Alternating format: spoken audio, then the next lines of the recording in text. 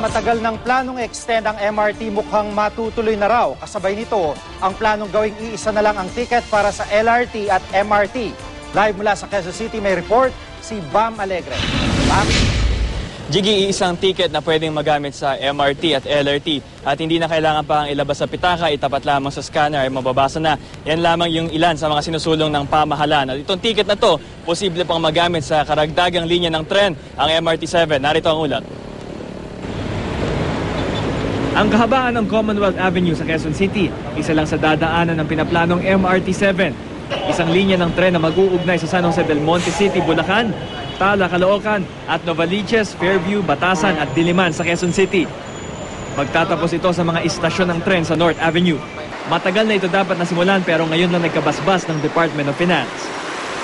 Binubusisi na ng NEDA o National Economic and Development Authority ang mga detalye ng proyekto.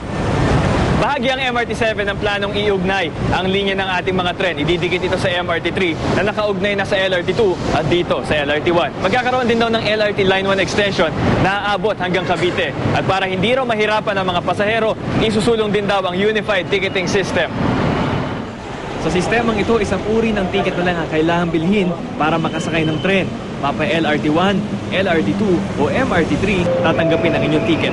Loadable na siya. Ibig sabihin, pag nakabili ka na ng ticket at naubusan na ng load ito, hindi mo kailangang pumila ulit para bumili ng panibagong ticket mo. Pwedeng ang pang-load mo na lang, pwedeng via text, via internet. Bukod dito, gagawing contactless ang mga ticket. Itatapat lang ang ticket sa scanner, makikilala na ng terminal. Patuloy ang bidding para sa proyektong ito at posibleng sa 2015 may isa katuparan. Yung gamit natin ngayon, yung magnetic strip, prone sa alikabok yan at saka sa moisture. So pag pinapasok natin sa gate, nasisira din yung scanner niya, yung reader niya o kaya yung maliliit na parts ng gate natin. So, Jiggy, itong MRT7 ay para sa mga kababayan natin sa norte. Pero sa mga nagtatanong kung paano naman yung mga taga-south, yung sa Cavite, yung LRT Line 1 extension na tinatawag na mag-e-extend sa mga train stations mula Baclaran, pupunta ng Cavite, ay nasa bidding stage pa rin. Jiggy? Itong pagsisimula ng proyekto, Bam, yung mula San Jose del Monte hanggang dito pababa, mga most probably may estimate ba sila kung kailan talaga magsisimula?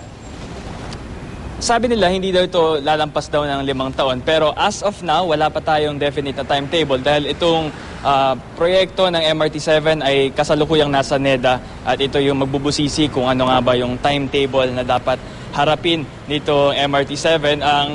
Ang objective ay idugtong ang MRT7 at MRT3 at ang LRT1. Pero kung papansinin mo, Jiggy, hindi pa rin nakadikit yung MRT3 sa LRT1. May bungi pa ring station. Isa pa yan na sumasailalim din sa bidding kung paano gagawin yung common station na yan. Jiggy? Maraming salamat, Bam Alegre.